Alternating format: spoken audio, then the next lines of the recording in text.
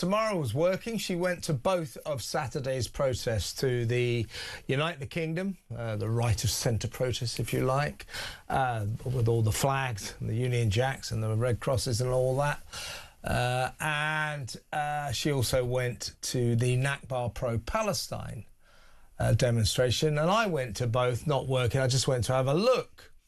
And I can tell you, I think Samara will confirm it. The Prime Minister on Friday, well, let's just remind, this is what the Prime Minister released on Friday, a video that many people believe was an attempt to stir up tension, stir up trouble, to get the fight he wanted so that he could start chucking people in prison and say, look, I'm a really strong, decisive leader, and also demonise what he calls the far right along the way. Let's remind ourselves of what Starmer said on Friday. My government will not stand in the way of peaceful protest, but we will act decisively against hatred. We will use the full force of the law when that hatred manifests as violence. And we will ban those coming into the UK who seek to stir it up, as we have done already. Because this country belongs to all of us. And I will not tolerate anyone who seeks to stand in the way of that. Well, tough luck, Mr. Starmer. That peaceful protest that you spoke about was what happened. The Unite the Kingdom was an pretty much entirely peaceful protest. Very good-natured, very friendly. You know, people having a good time, waving their flags, all dressed as St. George, that kind of nonsense. I went there, you know, expecting to experience a cauldron of hatred, and this is what I found. I made a little film and put it on Twitter. Here we are at the Unite the Kingdom rally here in Parliament Square. Tommy Robinson's on the stage at the moment. I'll tell you one thing. Yesterday the Prime Minister was talking about not tolerating hatred. There's no hatred here. The atmosphere is friendly, peaceful, no hate whatsoever. So, welcome to London. I don't know about the other, the Nakba demonstration. I don't know whether there's much hate there. My hunch is there is, against Israel, against Jews. No hatred here, though. Well, I proceeded to the Nakba protest after that in Pall Mall, and by the way, there are no masks at Unite the Kingdom either. No. Went to Pall Mall, and it was like a sort of Dick Turpin lookalike contest. Everybody had a mask on. Yeah. And, you know, those keffir scarves. There was a lot of, you know, globalise the intifada, you know, from the river to the sea, jihad, kill all the Jews, death to the IDF. Really nasty atmosphere there. With lots of masked people. And that's where the hatred was, Jew hatred. So this characterisation by the Prime Minister, and then this morning, the London Mayor, Sadiq Khan, Samara, put out a statement condemning all the, what he called Islamophobic hate incidents that happened at the far-right demonstration. Well, I don't think there particularly were any. But the police are now searching for 7 hate criminals for, you know, illegal chanting and sloganising at the Nakba event, and that was Jew hatred, anti-Semitism. So, you know, this 7 people. Yeah, they're looking for 7. Yeah, there were a few more there. Yeah, but these are people. The police today. They could start with Zara Sultana, who was chanting from the river to the sea. Yeah. So that's the point.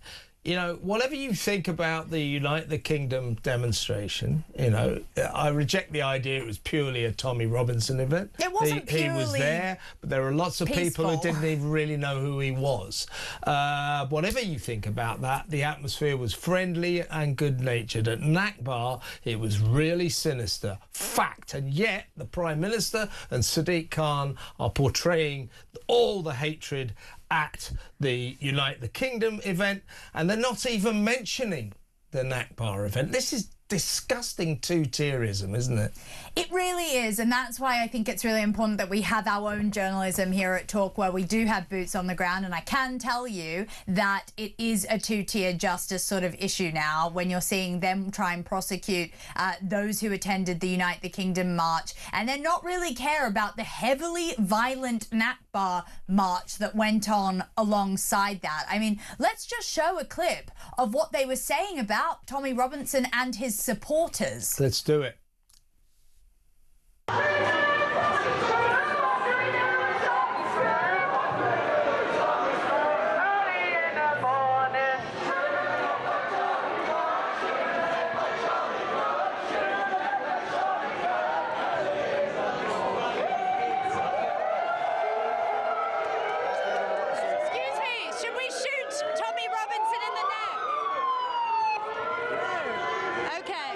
Elsewhere. So they've just said that they want to hang Tommy Robinson and shoot him in the neck like Charlie Kirk. It's getting very aggressive.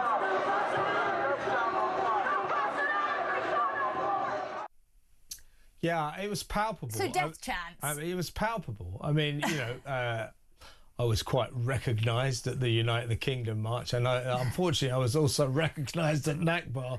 Right. Put it this way, I didn't get a very friendly reception at the latter. I mean, I think they wanted to stab me, shoot me in the neck as well.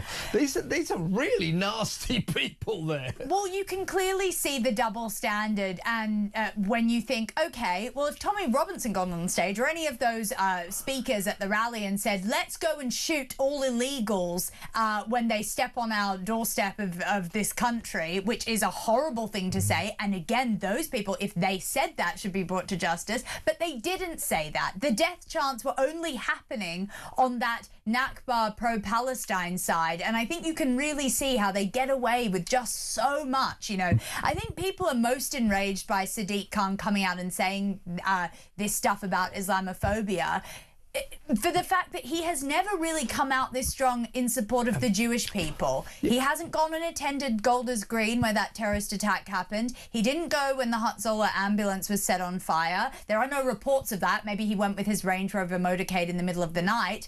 But it just shows where his loyalties lie, and I don't think any Londoners are happy with that. I actually don't mind Labour having this sort of approach, but it needs to go both ways. This is, but I mean, you know, the police have not announced this morning that they're looking for Islamophobic hate criminals, but they have announced they're looking for at least 7 anti-Semites who were chanting death to the IDF, from the river to the sea, all those illegal jihad chants, carrying illegal sloganising banners and posters as well. They're looking for 7. That's apart from the ones that were arrested.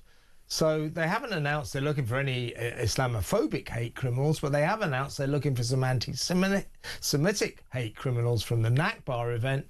And if you look at the mayor's statement this morning, you wouldn't know that Nakba had even happened. There's no reference to that at all. This is disgusting, isn't it?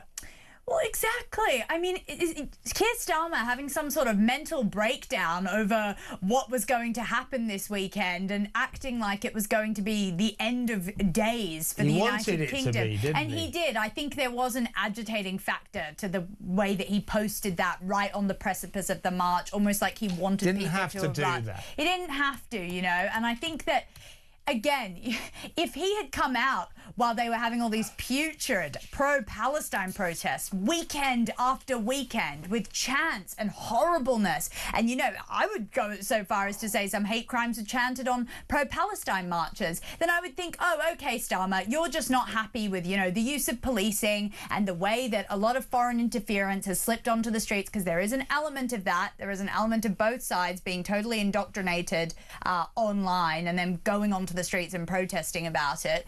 But it only goes one way, and that's the infuriating thing about people like Sadiq Khan and Keir Starmer. They can only see what they believe is right and wrong. Yeah, exactly right. I mean, demonising the right eulogising the left. Oh, these Nakba people they were the ones who were committing all the hate crimes. Nasty atmosphere there. Loads of people wearing masks, cafes. You know, as I say, it was like a Dick Turpin lookalike contest. No facial recognition for them, though. Exactly. That's absolutely not. That's the other element that the police beforehand said we're going to be using facial recognition technology to look at for the troublemakers at the United Kingdom demonstration, but not at Nakba. That's again.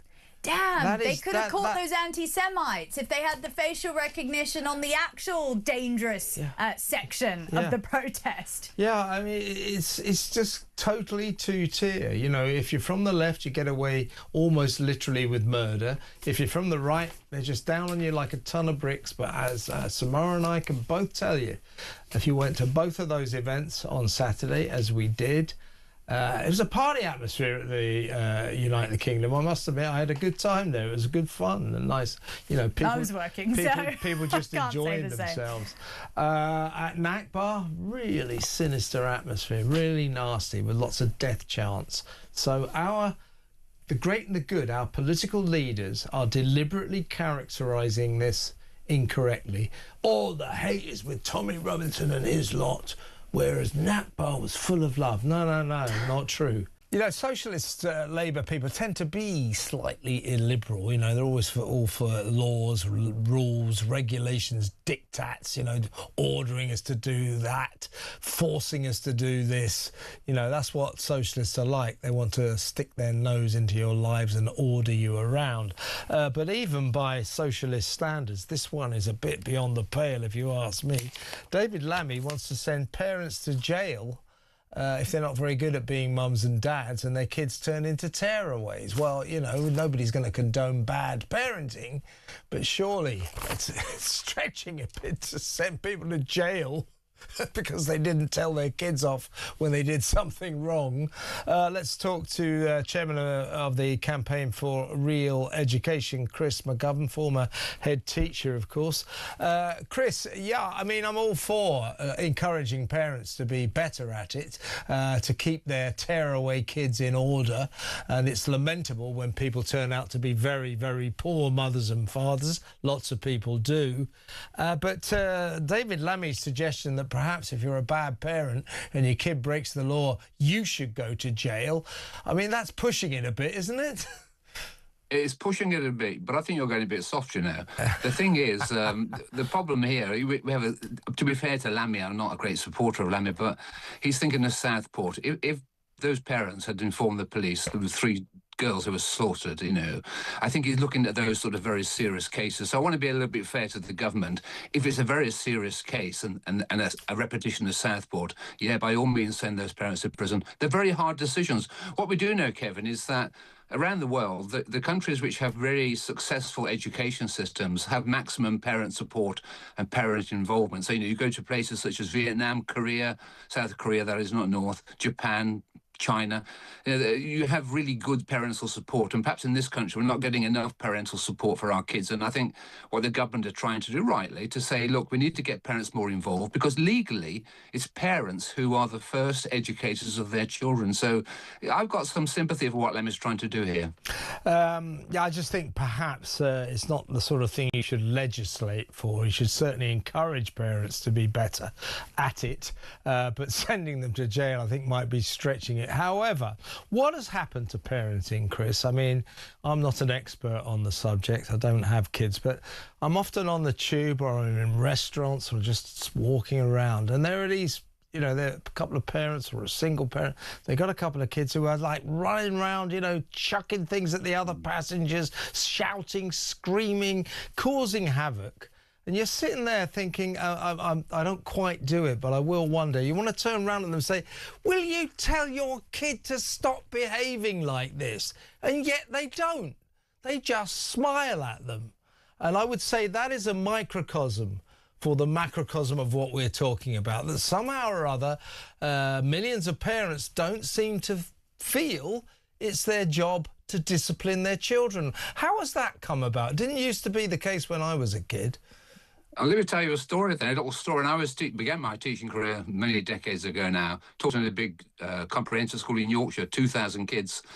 There's a boy there, I call him Johnny, but he wasn't called Johnny really, and he was a big fan of Leeds United. And I remember him going to a match and he crashed a bottle over the head of an opposing team supporter.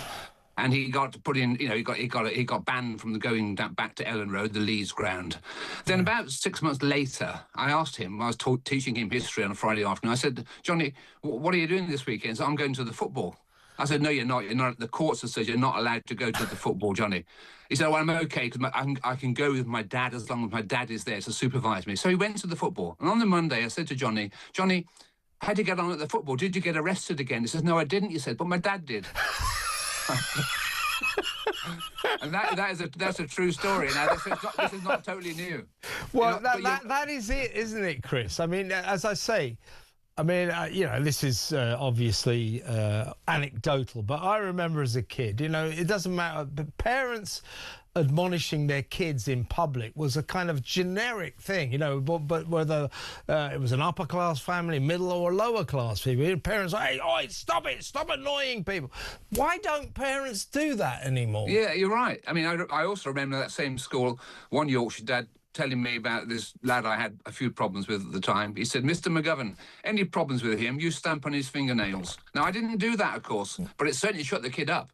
Now, look, we've got a problem here because actually, and let's be fair, teachers are dealing with this problem every day. There's you there whining on about the behaviour of kids. You want to get in front of a class, see what it's like on a Friday afternoon with 15 I don't think I do. It's tough. So have a bit of sympathy for teachers, you know. It's hard. And I think parents are a lot to blame because we've got kids coming into primary school now and they can't even use a toilet, you know. It's really hard for teachers. So I criticise my colleagues sometimes, but look, some of these teachers are heroic figures. They're working in areas which most people couldn't survive in. The police can't deal with it. Parents can't deal with it. You can't deal with it. I would find it difficult, but they are doing a good job in many cases. But ultimately, we've got to have more parental involvement. And some of these parents, by the way, and I know this because I've worked with them, they can't read and write themselves. They've been through our education system. They don't know what education means, you know. So you've got to turn the clock back. You've got to train the parents. You've got to get the parents interested in education. But parents are everything. They're crucial. Legally, they are the people in charge of a child's education. So how do you turn the clock back? With difficulty. But you need some leadership, and you've got to help parents to help the kids. You've got to get to the parents somehow. Chris, I wish you were still involved in education. I really do. Get back into those schools and sort those kids out because nobody is at the moment. No. She's at it again. Meghan, the Duchess of Sussex, has been to Switzerland, where she's sobbing away, empathising with the relatives, the parents, the grieving parents of young people who have died due to, allegedly died due to online harm to what goes on online. It's a very worthy cause, but Meghan turning up to cry about dead people is becoming a bit of a thing, isn't it? No wonder critics call her the tragedy vulture. We saw her after the Los Angeles fires, the wildfires there. We saw her recently. We're looking at pictures of her here, communing with the victims and the grieving relatives of those who died in the Bondi Beach slaughter.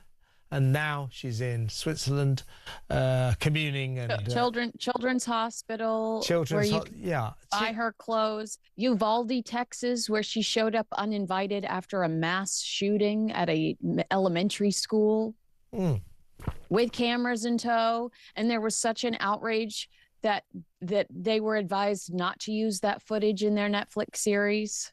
Well, yeah. So what is it that people say this woman is a tragedy vulture? Well, whatever she is, I know this much, and you know this much, Kinsey.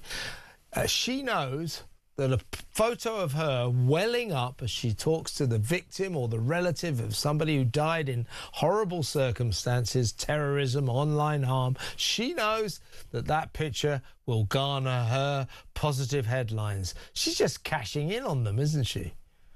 Well, I mean, and it just goes to show how lazy some of these journalists are, because if you Google Meghan Markle powerful speech, you see how many major news outlets clearly copied and pasted, in my opinion, the Sussex press release about this. Otherwise, why is Hello Magazine, In Style, Page 6, all running almost an identical headline. Meghan Markle, powerful speech.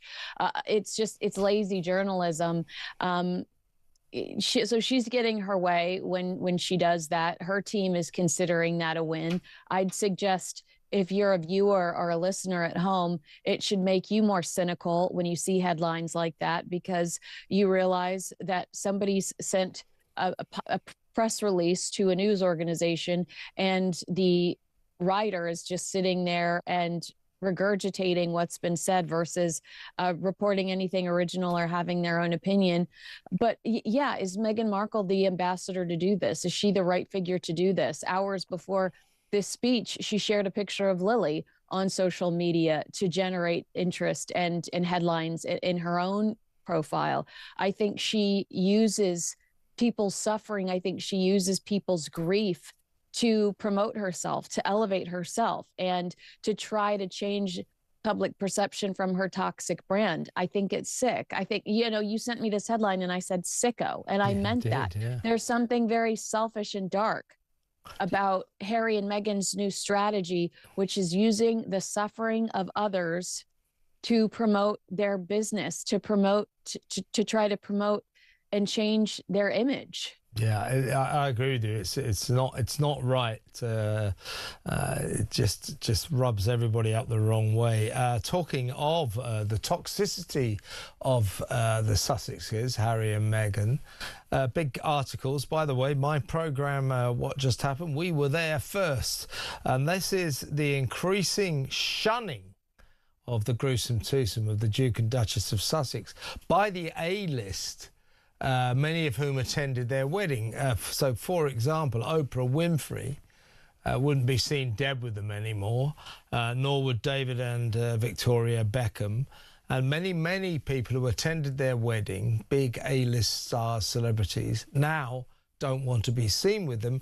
And I think it is to do with what we've just been discussing, that Meghan in particular just keeps putting herself in these very tawdry circumstances that, are just a bit low rent, as you say, trying to sell clothes, going to see sick kids in hospital, effectively modelling clothes. Now buy my sick kid in hospital outfit. Oh, now buy the outfit that I wore to meet the victims of the Bondi Beach massacre.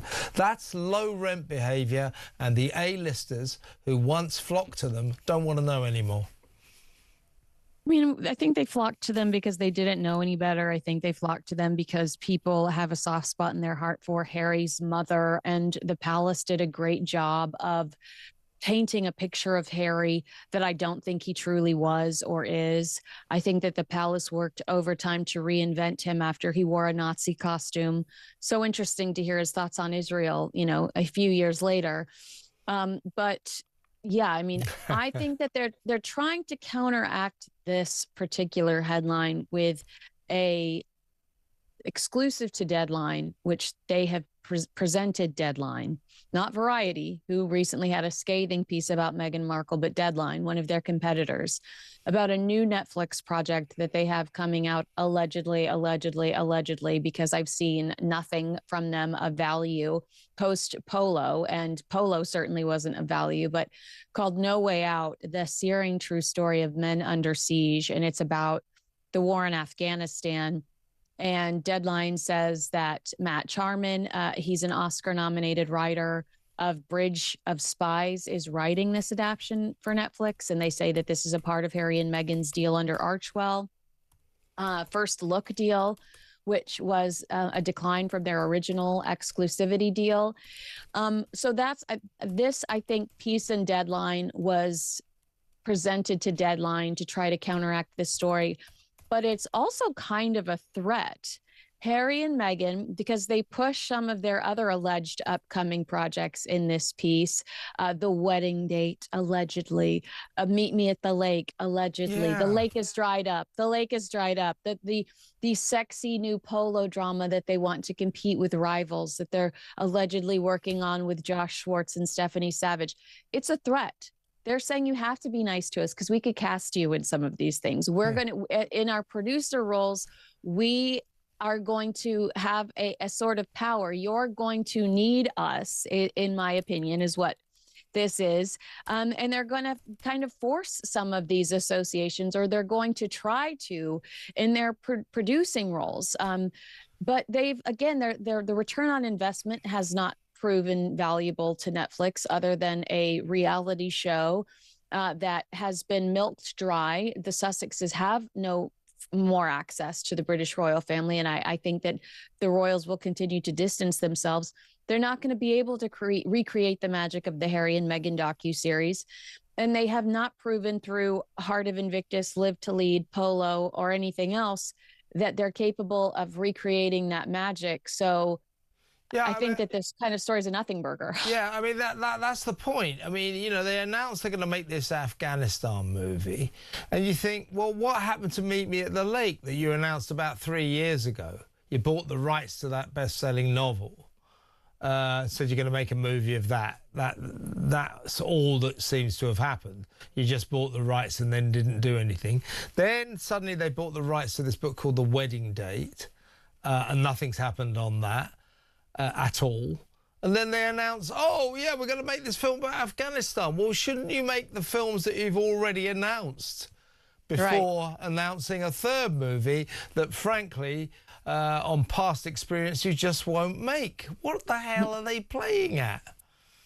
Distractions, distracting from the negative headlines. But I also trying to say, we have power in Hollywood. We can help you. You don't want to blow us off. You don't want to be quoted saying something negative about us, because we have this power over here at Netflix, which I don't really think is, valuable at all. I think Netflix just keeps giving them a break because Ted has a soft spot for these weirdos, which I'll never understand. But yeah, I mean, this Afghanistan movie, it's in Harry's wheelhouse. It's really not in Meghan's. Harry, the same guy that bragged about killing 25 Taliban and alienating a lot of that community, because that is apparently not something you should ever discuss. I don't know if they'll support him in this project if it actually ever comes to fruition, because he made a lot of enemies in gloating about that accomplishment in his eyes, I guess. Yeah, yes. His kill count. Yeah, really bad. Now, listen, let me just finish with you, if I can, Kinsey, about a story that's really getting people furious over here. It's at Andrew Lowney. He's updated his astonishingly successful incendiary book entitled The Decline and Fall of the House of York, about Andrew and Fergie. And a new story that he's got was on one of these royal shooting weekends. You know, the royals love to get together and blast birds out of the sky. Never happier than when they're killing animals, the royals. But there they are, blasting birds out of the sky. And I don't think the same could be said about King Charles. I don't think he really enjoyed that type of stuff. Maybe not. But, it's one of the things I've never appreciated the royals for. Their love of blasting birds out of the sky, killing innocent creatures for fun. They love it, but hey-ho. Anyway, he takes, as you do, his gun dog, is a black Labrador apparently, to this shooting thing, and there's sausage rolls and wine and everything, and apparently the dog, as dogs do, you know that, Kinsey, leapt up and took a sausage roll from a plate. Now, most owners would go, oh, don't do that, Rex, or whatever the dog's called. Andrew turned around and kicked his dog in the head, and one of the guests went up to him and said, you should not do that to your dog. Don't be cruel to your dog like that. And Andrew, of course, in not so many words, told this guest to get lost. Apparently later, Prince Philip, when they were having dinner later, went up to that guest and said, well done for what you did earlier. More people should say that to Prince Andrew. We agree with you. Yeah, he said we agree with you. Yeah, the only thing I would say to Prince Philip and the Queen then is, well, why didn't you say it more often? Yeah, perhaps. Smack him upside the head. Yeah, the lack of discipline, the lack of accountability, and the entitled behavior is something that they allowed to go on far too long. And that's why we saw, in my opinion, and potentially a police investigation will find, we'll have to wait and see, an abuse of power and an irresponsibility in his role. Sharing government secrets with a convicted sex offender is not the moral thing to do. But abusing dogs, innocent, sweet dogs who just live for your happiness, screw you, guy. Like, I was already done with you, but I believe this to be true based on everything else we've heard about him. And, you know, I mean, I think another example of this, and it's not as extreme, as when the Queen said, I don't want any more dogs. I don't want to outlive my dogs. I think you can relate to that. I certainly can. I know my dogs are here. I don't want any dogs that would outlive me, because I think that's cruel. They're going to have a different lifestyle than the one I would provide for them. I have 4 dogs that sleep with me. And Andrew went and bought her 2 dogs. And, you know, and one of them passed away, and then they replaced that dog. And so, you know, they added additional stress to her life after she made a very clear, you know, statement about what she wanted to happen. They you know, added additional stress by bringing these puppies into her life because they knew better. No, it was additional work. And then now you're worried you're going to trip over a puppy. We don't know what happened to the first puppy that passed away. God knows what happened to that dog. But it's just like, he's so irresponsible when it comes to animals, allegedly. Yeah.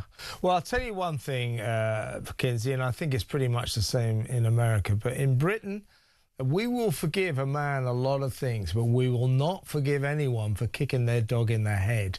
That is where we draw the line. I know that Americans are the same, so to hell with Prince Andrew for that. Kicking his poor dog in the head because he took a sausage roll.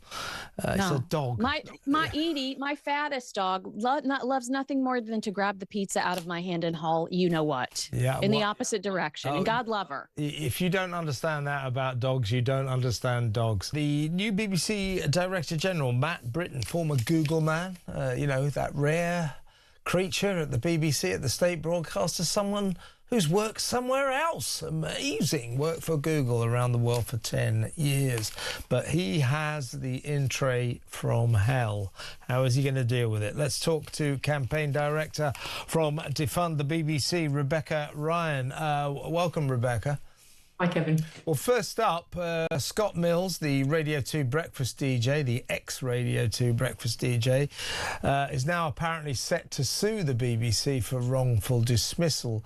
He apparently feels that he was victimised because the BBC is desperate to show how tough it is on celebrities, star presenters, you know, who behave in a reprehensible manner sexually. This, of course, is due to its dubious background with people like Jimmy Savile, Rolf Harris and Hugh Edwards and a whole list more. Scott Mills said, well, you suddenly turned around and sacked me for something that I was never charged with. The police dropped all investigation into me and you sacked me for that. And that's not right. I'm a victim. So he's going to sue them. That could be a very uncomfortable lawsuit for the BBC and the new Director General, Matt Britton, couldn't it? Absolutely. And it seems sort of the timing with it when they sacked him was to sort of clean house before the new Director General came in. But obviously that's come back to bite them if they have been heavy-handed. But the thing is, we don't know what the additional information was that they found out supposedly before they got rid of Scott Mills. So that's why we need transparency from the BBC, because you know, it will be licence fee payers who end up having to pay for this court case. So the BBC can't carry on behaving in this way, sort of just trying to either sweep things under the carpet or making huge moves like this without letting people know what's going on. That's the frustration. Yeah, Scott Mills was, of course, investigated by the police historically for alleged offences against a boy that turned out to be underage. But that was like way back in the late 90s. That investigation was dropped. And Scott Mills, you know, told the BBC that he had been under investigation. So his case is, you know, you knew about this. The case was dropped. I wasn't charged. What are your reasons for firing me?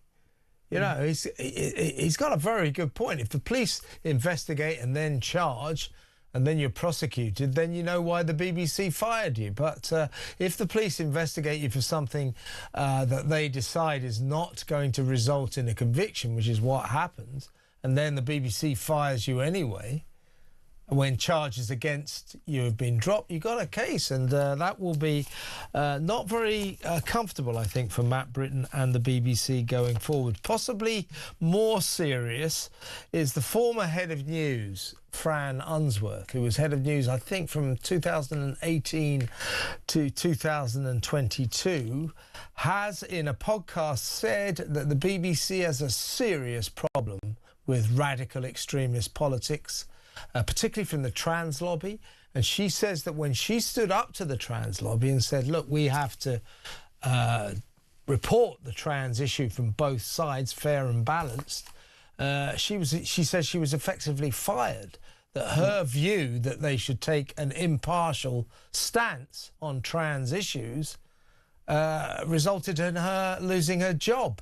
And she says the BBC has a massive problem with these kind of extremists and the way they dictate issues are covered, and says that because of these trans extremists, the BBC was institutionally incapable of reporting on that issue in a biased, impartial and fair and balanced way. And I think that definitely stretches to the way they cover Israel, their policies on Gaza. She is saying that the BBC newsroom is institutionally dominated by extremist political views that preclude the possibility for proper, fair and balanced reporting. That's a serious allegation. Absolutely. I mean, she's saying that progressive madness drove her out. And those are really strong words from the former head of news at the BBC. That's really strong. And also that she was saying that it's not just the trans issue, but that people just couldn't bear to hear certain views and they were no platformed. And obviously, we've known that that's what's going on inside the BBC, but you wouldn't expect it to be the head of news who is being silenced. You would expect it to sort of be more junior people who might have, you know, felt that their views were unfashionable, so they've kept quiet. But, you know, this is a huge thing for the BBC because, you know, their coverage of the trans issue and just of women's issues and crime, you know, they've been reporting about chest feeding and pregnant people, and it's driving people absolutely mad, you know, because they can't talk about sort of biological truths. You know, when they're reporting about rape, for example, they're talking about, you know, a trans-identified male sort of saying she raped her with her penis. You know, these things are a nonsense, an absolute nonsense. Yeah. And people are so frustrated that the BBC, that is obliged to deliver journalistic excellence and impartiality, is pushing that kind of agenda. It's nonsensical.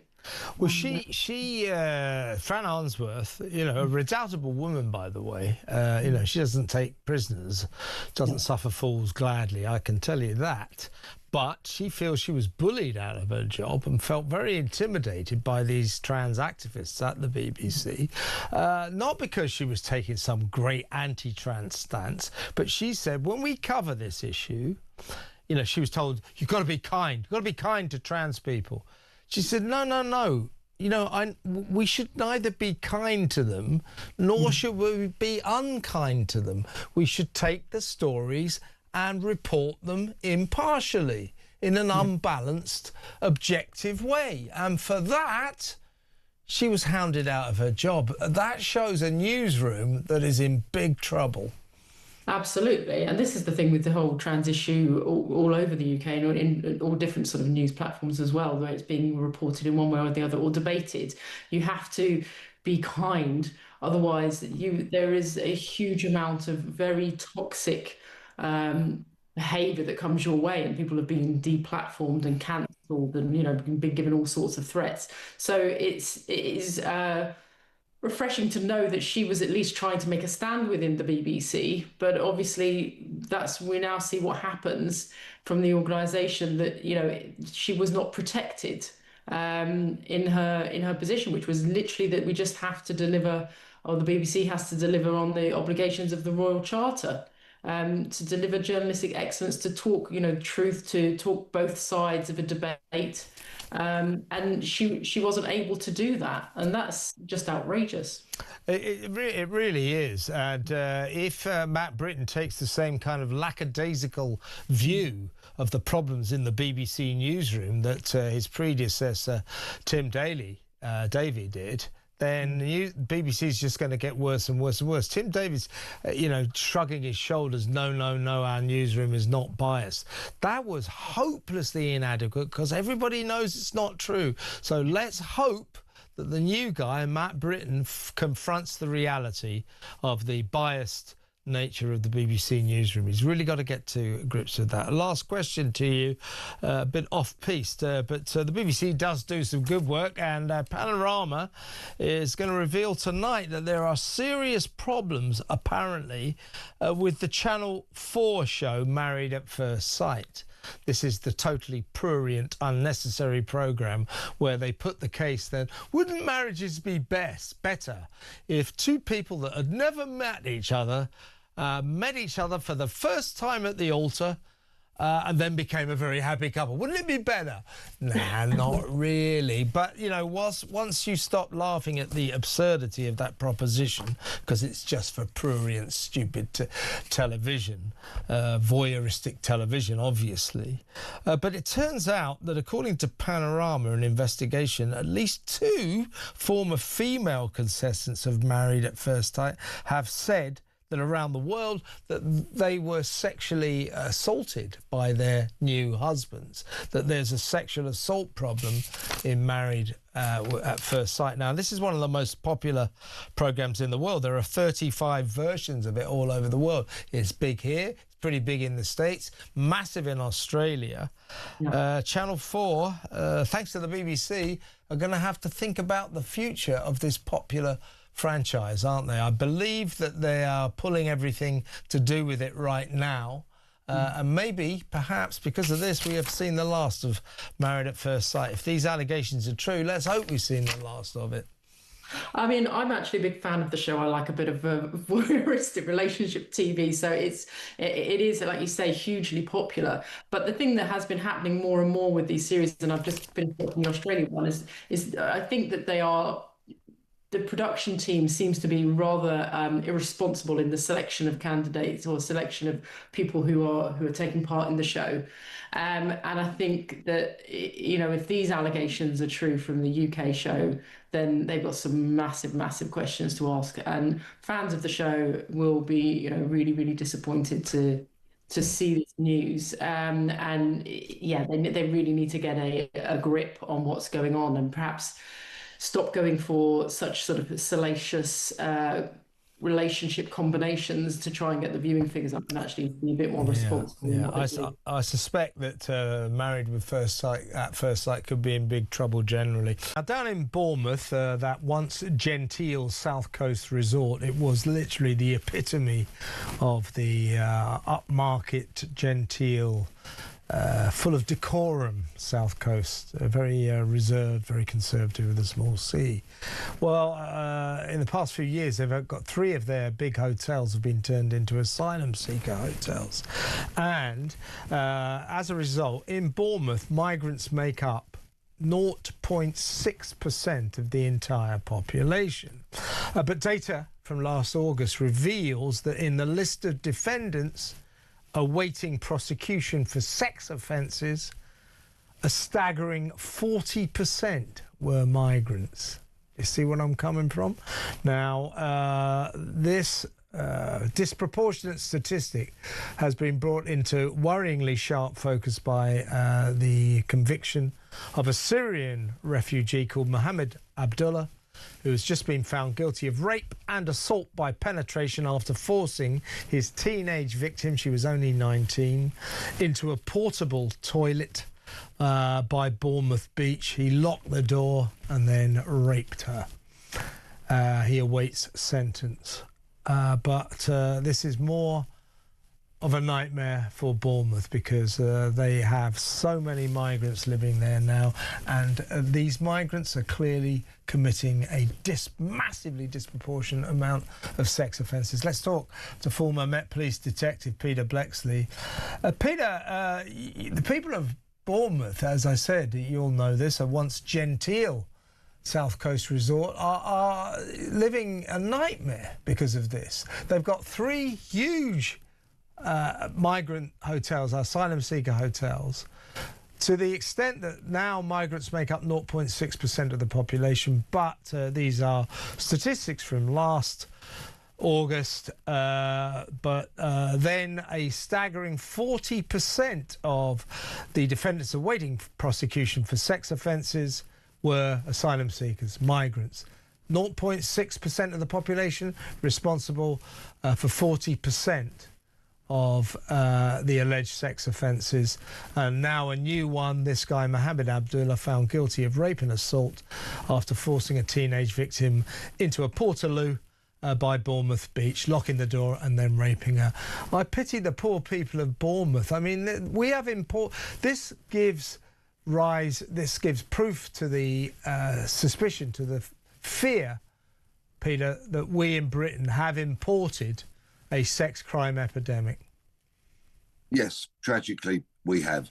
I have a regular source who lives in Bournemouth, and she contacts me on an almost daily basis with tales of horror from that once aspirational town. When I was a kid, it was the kind of place that people who'd done well in their working careers would look to retire to enjoy life by the coast. Now it is quite literally a living hell on earth for people in Bournemouth, and this has been deliberately caused by lamentable, pathetic governments.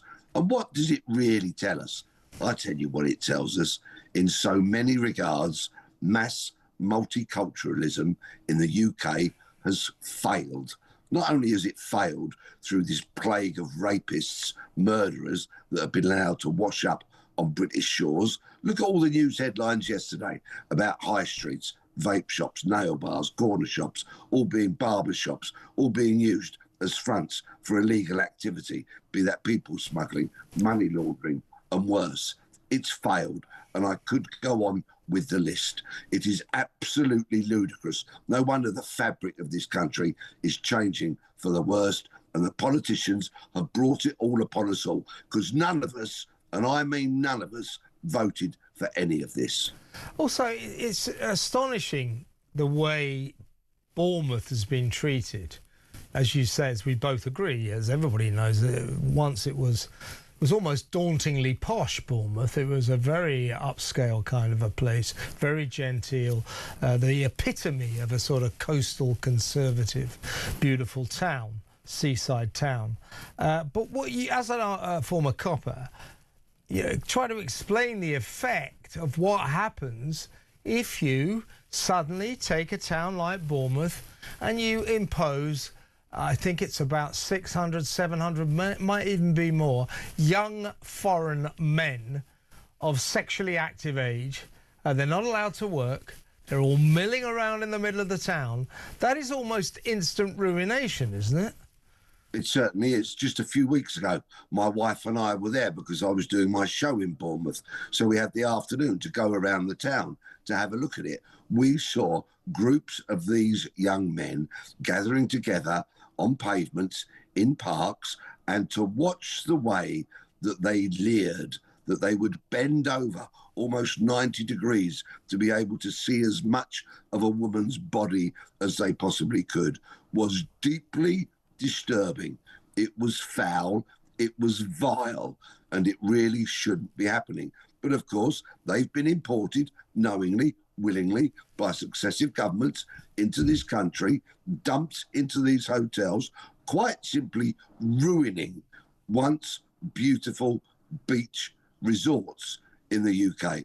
And my source contacts me virtually every day. She lives there with absolute heartbreak in her soul as she sees what was once her beloved seaside town ruined, and she is quite simply too scared to go out of her front door unaccompanied. That's what the politicians have brought upon us.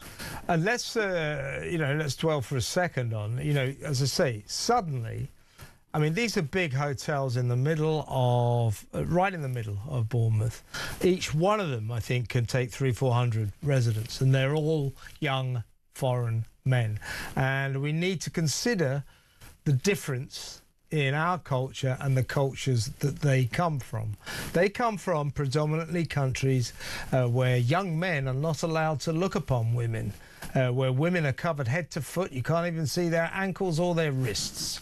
Just about see their eyes. They get here to Britain. They're put in a place like Bournemouth. When the sun shines, the girls come out. And this is a toxic cocktail. They see women in this country quite rightly allowed to dress however they want. If the weather's hot, they tend to dress skimpily. These guys find that some of these guys find that very difficult to deal with, hence this hugely disproportionate amount of sex crimes they commit. Afghanistan, Syria, Iraq, Iran, I could go on. Largely, in my opinion, backward nations that have a backward culture and a faith from Middle Ages whereby women have barely any freedoms whatsoever. So, yes, as you pointed out, they are covered often from head to foot. And these young men that break their way into this country are then behave like utter savages because they cannot believe what they're seeing and they are manifestly unable to control their urges. These people should not be in this country. These people need rounding up and deporting from this country. And I'll tell you one even more depressing aspect of this case. When Abdullah is sentenced in July, I can guarantee that the sentence won't be anywhere near the length that it should be. And my thoughts remain with that young, traumatised teenage woman whose life has quite simply been ruined by a monster that should never have been in this country. And I'm glad you brought her up. She's a brave young woman because she mustered the courage to go and report this. She didn't have to do that, and for that we should salute her. But what an ordeal for her. Life has been ruined. That's the point, isn't it? This guy, Abdullah, will get, if we're lucky, 5 years. And he'll probably be out in 2.5. That woman has just received, a young girl, she's only 19, has just received a life sentence. That's the problem, isn't it? And it will affect her life for her entire life. Her intimate life, her ability to have relationships, all of that, I'm sure, will be deeply, deeply impacted by this vile monster who cannot control his savage urges. Yes, I'm sure the sentence will be pathetically lenient. I will look with interest to see whether he is recommended for deportation at the end of it. If he is, I'm sure that some sharp-suited human rights lawyer will jump on the case and try and make a claim for him to stay in the UK. We're destroying our own nation, and we're doing it with our eyes wide open. This is one of a very long piece of string of offences from Bournemouth, and it's happening elsewhere. Our women are being raped and murdered. Our high streets are being turned into entire crime dens, and our politicians are doing woefully inadequate steps to try and deal with it all. We need a government that is going to stand up and be strong and say we need, in order to protect British culture, British values, yes, and that does include tolerance, and we have happily had many people assimilate over the decades into our society, but there are too many here who have not come here to assimilate. They have come here because it's give away Great Britain and they carry out their crimes. They need to be rounded up and removed. And we desperately need a government that's going to do that. Well, Andy Burnham, you knew he was serious about Makerfield getting it back to Westminster when he started being filmed jogging, photographed jogging. You know, there he is. This one, so there he is. I think that's his Everton kit. Some people said, well, those silly little shorts, they make his legs look fat. So in case you think he's oblivious to all this coverage, here he is the next day. Oh, look, he's wearing longer shorts. And also, when he was filmed jogging away. Oh, look, the cameras happened to have caught Andy on one of his daily jogs. They just coincidentally happened to have found him on a jog. He was filmed, and several minutes later, after he was filmed, he was seen in his car driving back to his house. It's a VW Golf. Andy is the latest in a long line of politicians who seem to think that it's great to be seen jogging. There's Tony Blair. He took part in one of those fun runs. He got the sort of ball rolling. David Cameron, who feared that he'd be seen as a sort of fat-faced upper-class twit. He started being photographed running. There he is. He got himself a personal trainer. I think not because he wanted to get fit, but because he wanted not to be seen as a fat-faced upper-class twit. Didn't really work, did it? Because he was a fat-faced upper-class twit. And there's another one, old Boris Johnson. He was a real one for jogging for the cameras. As I always used to call him, I got in trouble. I always just say he's the world's fattest jogger. He should have jogged a lot further because it didn't do much for his waistline. Doesn't seem to be doing much for Andy Burnham's waistline either, Burly Burnham. There's old Boris, Matt Hancock, of course. Even Rachel Reeves recently. What is it about jogging? I think they think it makes them look dynamic, young, vigorous and all that. No, it doesn't. It makes them look like jerks. Let's talk to comedian Paul Cox. Who's your favourite political jogger of all time, Paul? Well, obviously, the absolute favourite has to be Boris Johnson, Kev. Good to see you. Because there was absolutely no way on God's earth was that man jogging any other time than when there was cameras there. At least Andy Burnham got a mile down the road before getting his Volkswagen Golf back to home. Yeah. I don't know what these people think. I think they think, wow, what remarkable stamina, when we're actually thinking, mate, if you can run that fast, why has HS2 taken 20 years?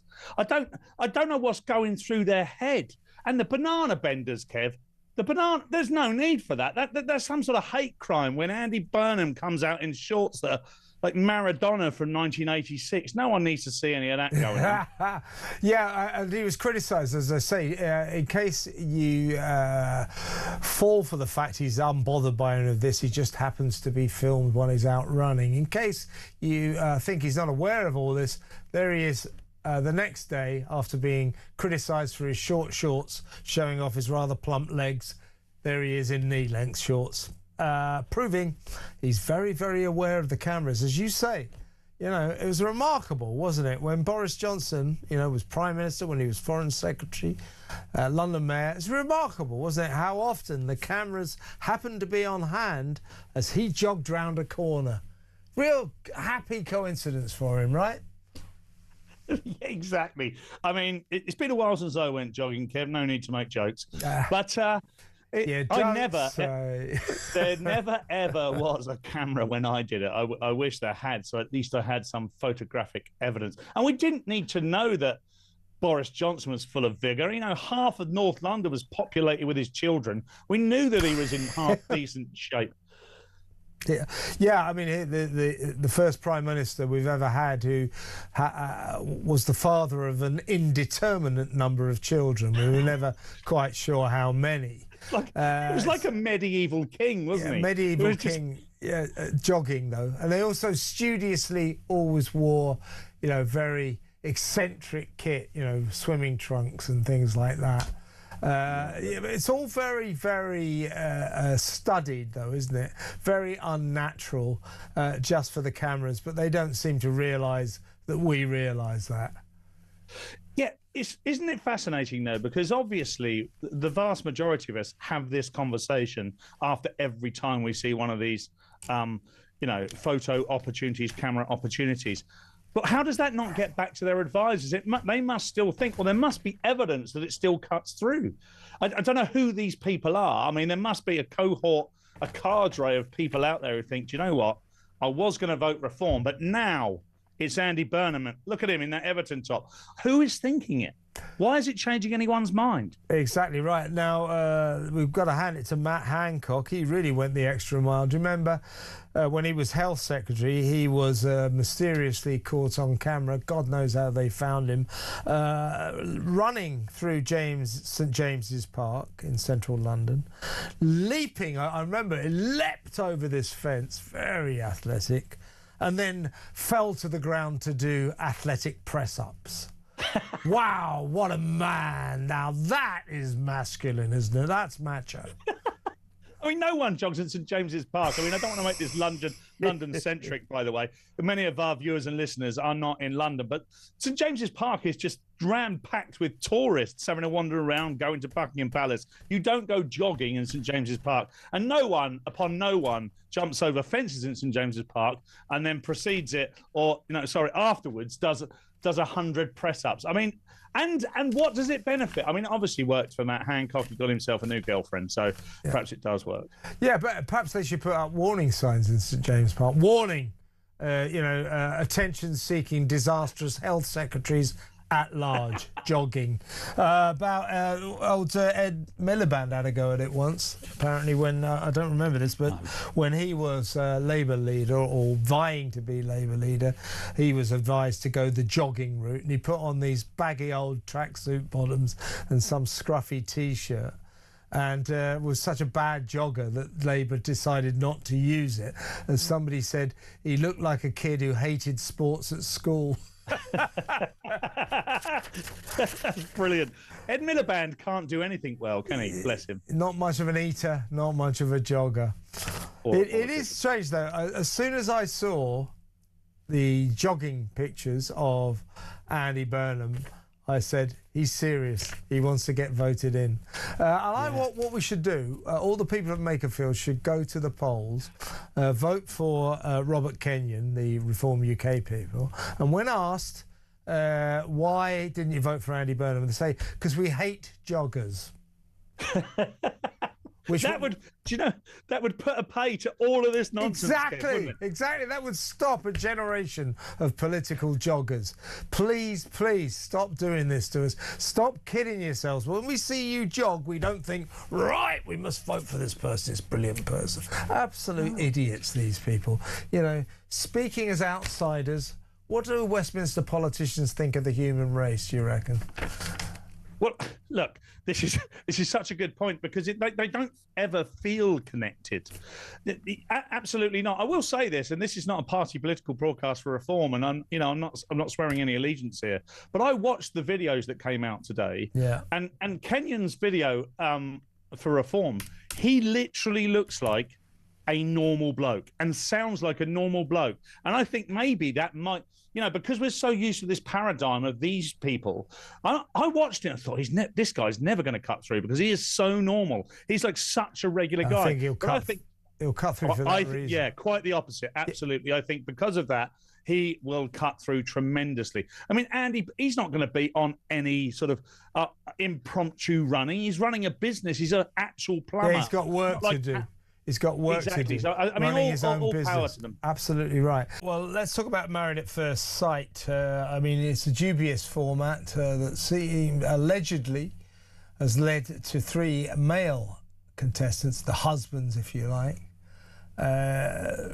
allegedly raping or sexually assaulting the women upon whom they were foisted.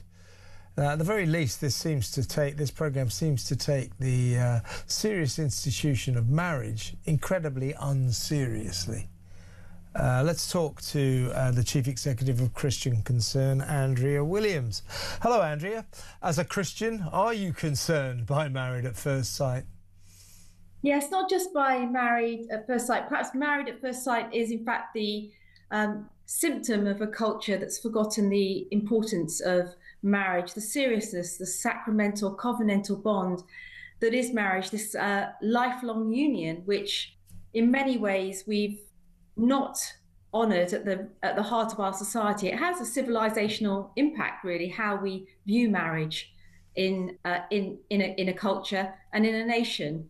And this programme is sort of the end result of that, when we trivialise what marriage actually is and how important it is, not just to two people, but to the whole of society. Yeah, I mean, trivialisation is exactly what this is. You know, marriage is a serious business, and this programme has turned it into a prurient sort of TV spectacle, which has resulted in something pretty disastrous, to say the least. I mean, if there's any solace to be taken from the revelations on Panorama on the BBC last night, that 3 women were allegedly raped or sexually assaulted by their husbands, if you like. If there's any solace to be taken from that, I don't think we'll ever see this programme again. But if you think about it, Andrea, it was always a disaster, an accident waiting to happen, because, you know, one of the guys who is accused of trying to rape or actually raping his TV wife, she said that he said, you've got to have sex with me because you're my wife. You know, that's your duty. That's your conjugal duty. You know, that's this format, and it's led to sexual assault and rape. It doesn't bear thinking about, does it? It doesn't bear thinking about, and that's why society and law, there is an interest in what marriage looks like. There is actually a civilizational interest, a foundational interest in what marriage looks like. And when we reduce it to the kind of thing that we're seeing in this program and other reality type programs where people meet in similar ways, and we make an idol of this whole, we actually treat sex as entertainment. Yeah, that's what it is. Yeah, exactly. Yeah, as opposed to how it is historically and rightly viewed within marriage as this holy, sacred, sacramental, covenantal, lifelong union between one man and one woman, forsaking all others for the whole of life, and to live forgiving one another in sickness and health, for better, for worse, for richer, for poorer. Those kind of very deep vows in front of people, in front of friends, in front of family. That is what marriage is, and that is what it really is. And that's what we've forgotten in society. And then what happens, of course, that's the safe place for children. And then if you get a situation whereby someone says, this is my right, I come in, you've married me, but they have no history, there is no community, there is no notion really of all of those, the seriousness that entering into this vow is. Yeah, it's a consummation of love. You know, it's two people fall in love, and marriage is the result of a long and loving relationship. To say, they put it forward as a social experiment. Wouldn't it be interesting if, you know, the first time a married couple met was at the altar? That's a grotesque proposition. It's a grotesque spectacle, and I don't want to get too prosaic about this, but you know, Jesus went into the temple and saw the Pharisees trading money in the house of God. I think if Jesus turned up now and sort of entered the house of Britain or the house of modern Western entertainment and saw that marriage had been turned into, you know, a joke, something, what in effect the contestants, if you like, on Married at First Sight and other reality shows are the victims of the need for gladiatorial mass entertainment, on the altar of which people are humiliated just so that we can enjoy their antics on TV. As I say, I think it's the analogy about the house of God and the Pharisees is pretty apposite. I also think that if we actually think about how the Bible, as you mentioned Jesus here, that how the Bible talks about marriage and the picture of Jesus himself, which is as the bridegroom coming for his bride, the church. And what does he, in order to save the church, his bride? But it talks about the death of Christ and laying down his life for the bride to actually something that is honoring, sacrificial, all-encompassing, in order to lay down his life for his bride so that she might love and honor him. Yeah. But that's a very special picture of what marriage is, and the relationship, the seriousness of the relationship, and the seriousness of the bridegroom and his role in loving his wife and how he should love his wife. And in a sense, this program... Well, it jettisons all that. I mean, basically, as I was just saying, marriage is the consummation of a loving relationship. This program jettisons all that. And as such, I mean, would you say it's kind of sacrilegious, isn't it? Well, sadly, the way in which we trivialize marriage generally and rip it up, so that today in society we can say all we like. We can say all we like that about what marriage is, but it's clear that the way in which society, we can redefine marriage. But what the Bible is clear about is that marriage is a lifelong union between one man and one woman, and that is the way in which the families and the foundations of a civilized society really works. Yeah, and when they were writing the Bible, I don't think they felt the need to point out that when people get married, it's a good idea that they know each other. That's it. If you see what I mean, it's so ridiculous. But you know, it's all very well to laugh at all this stuff, but you see what can happen. So this joke, ha ha ha, wouldn't it be funny if two people who've never met each other married for this the first time they've ever said Isaac? That would be hilarious, wouldn't it? Look what it's led to. Look what it's led to.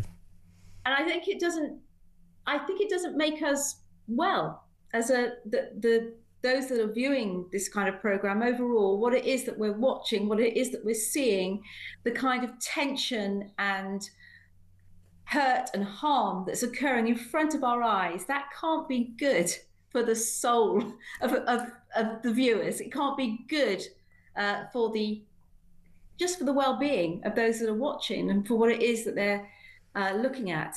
I think that's exactly right. Let's talk to the co-founder of the Together Declaration, Alan Miller. Alan, I think you share my frustration. I mean, Dame Karen Bradley is a Tory, a very high Tory, and yet there she's going, well, you know, the only problem with digital IDs is that Keir Starmer's, the way he presented them, the way he promoted the idea was a fiasco, but it's still got great potential. We don't want these, do we? We don't want digital IDs. What is it about that simple statement that politicians in Westminster don't seem to be able to understand? I think the problem, Kevin, in Westminster is that politicians are in a bubble and it's sort of self-reinforcing. So on the one hand, they say we want to protect children, and then we'll have a social media ban. That will mean everyone will have to digitally verify to get into the public square. Then they say at the same time, oh, hey, well, it'll be really convenient to make everything efficient because we can't implement a proper infrastructure and make sure there's efficiency and make sure there's economic growth and dynamism and wealth creation for all through our policies. So what we'll do is that we'll pretend that having everyone with digital ID will somehow make everything really efficient and smooth and ignore all the hundreds of millions of data breaches that are happening consistently that are really impacting the economy, that are really impacting the health sector, that are really dominating much of the tech arena, and that we know that this government is not going to be in a position to defend against. In fact, one login, which has got 8 million directors trying to be forced into at the moment by this government, has already had whistleblowers about it being susceptible to really lots of breaches. So I think they're in a situation where they think the technocratic stream, we're able to do this simple thing, and then all of a sudden, lo and behold, everything will be much more efficient because they don't have the ideas and the capabilities and the will and the commitment to actually take on board something like let's look at the what the next 100 years could be like for what was the leading nation in the world in engineering, for instance, right? How could we lead the world in wealth creation, productivity, investment in infrastructure, dynamism, becoming a place where all those things happen, dealing with everything from potholes to borders, health and education. That's a very big set of tasks. So instead, what they're obsessing with is the idea that you can monitor and survey and track and then basically have a situation where the really smart people, or what they think they are, the really smart people, can basically constantly assess and evaluate all of us, the great unwashed. And it really is, in the end, about that, Kevin. And that's why we've got the pledge, at the Together Declaration, we've got a pledge that people around the country are signing and saying they will not, and I will not, upload digital ID of any kind onto my device, a government digital ID, or be engaged with one login or any of that thing. This is what Dame Karen Bradley said at the Home Affairs Committee. As I say, she's a Tory. She should be against this. She said it's worth bearing in mind that this was a policy direction that was generally well received by the public before they were spooked by the government's poorly thought out and badly explained plans. Where did she get that from? Well, that it was generally well received. Yeah, well, she's got that from some polling, which is always very biased in terms of the questions and the way they're framed, that at some point had some numbers around 53% versus what it went down to at 30%, and then much lower when Keir Starmer announced mandatory digital ID. But you see, what it really demonstrates is, and it illuminates, is that if you ask people or tell them straight what you're planning to do, they'll say no unequivocally. So 3 million people signed a petition, lots of people have campaigned around it across the country. People have said unequivocally no, and they know that this is we've made the point that this is Keir Starmer's albatross, but it's part of Tony Blair's grand plan and vision. And many people in the Labour Party, and of course some Conservatives, as you pointed out, this Home Affairs Committee, and others see it as a potential solution. And they want to now also hitch it onto Keir Starmer and say, just because he was really lacking and incapable and unpopular, but it has merit within it. And I think the thing is, we're making the point that with the Digital Bill of Rights, you've got to have the ability to exist in society without digitally verifying. It's a fundamental principle that we should not have to prove all the time who we are. We don't want to be surveyed and tracked like we had during lockdowns. We don't want to have all the problems that come with that, potentially debanking. And what we end up seeing is similar to things we see in China and India and elsewhere. I mean, they talk about Aadhaar being a good system. There's a whole host of problems with it there. And across the board, not just data breaches, but concerns with privacy. And in the end, this is not what Britain is. It's just not British. And the Home Affairs Committee report determined, I'm going to use their language here, a lack of consultation and poor communication had, and I quote, raised fears of government overreach. Raised fears. People are furious about this. They don't think it's British. They think it will bring about a kind of Soviet-style papers, please society. And it damn well will, Alan. They can talk about kind of bureaucratic efficiency. But what this is going to end up being is you'll be walking down the street, and if a cop pulls you up, it's show me your ID, your papers, please. That isn't British. That's not what British people want. And your organisation and other protesters have to get it across. I don't know what it is that this political class, what it is about this issue that the political class can't understand. We don't want it. End of. That's absolutely right. I mean, one of the things is they also say that what they need to engage with the public much more, but their notion of engaging with the public is so limited and so crass. It's like have 100 people on a kind of panel and have a consultation that is so framed in a particular way that it's almost impossible to answer without saying, yes, please give it to us. And so it's very condescending and insulting, although Together Declaration has got lots of people to respond to that consultation, as we do with all things, and write to MPs and tell councillors. And when you say what can people do, Kevin, Together Declaration, we encourage people to make sure that their MPs know that their vote in the general election is going to be on it, that this is like the kind of hill for everyone. Also for local councillors to make sure they all hear about it. That goes back to central office, and like we did in this most recent election, make that part of the upcoming elections and the locals and the by-election that's going to be happening in Makerfield, and consistently be pushing back against it, writing letters, organising locally, get the pledge out, get them in posters, make it really visual that we're just saying this is not acceptable, and we must be able to live in Britain without having to digitally verify, and that's something that we're going to keep fighting for, and they should be very clear about that. And also, Starmer has made it clear now, originally it was going to be compulsory, but if they do impose this on us, and it was in the King's speech, by the way, they sneaked that in, if it's voluntary, let's all volunteer not to use digital ID cards, see how they get on. Yeah, well, absolutely. This is the thing. So what ends up happening is it becomes very, very difficult when you've got 8 million directors that are being forced into one login, and accountants are kind of a bit reluctant. They say, well, this is a lot easier and you should really do it like this. And there's a mountain of objections. And then we've got the Children Wellbeing Schools Bill that's giving all children a digital unique identifier. And across the board, on and on it goes. And then an attempt to do it in different parts of working and surveillance. It's about freedom, it's about liberty. It just isn't Absolutely. British, and they can stick their digital ID cards where the sun don't shine. And we got a story for you, one hell of a story, not an uplifting story. This is Kent Police. They've recorded a terrifying crime suspect, a 1-year-old girl who was reported to police for inflicting a minor injury on another toddler. This is a baby. They recorded this baby's name and wrote her down as a crime suspect.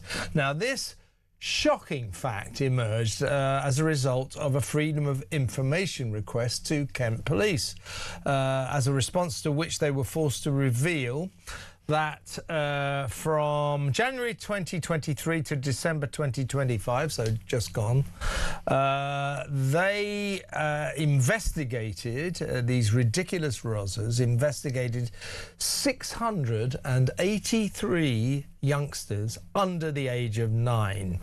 Of these kids, 6 were 2-year-olds, 11 3-year-olds, and 20 4-year-olds. Kent County Council's Cabinet Member for Children's Services conceded that the stats, and this is a quote, are not great. Are not great. They're embarrassing. A crackdown on baby desperados. Haven't these coppers got anything better to do? Well, they have, haven't they? Why don't they go out, instead of arresting babies, how about they go out and arrest some proper criminals, get the bad guys? What on earth do they think they're playing at, Mike?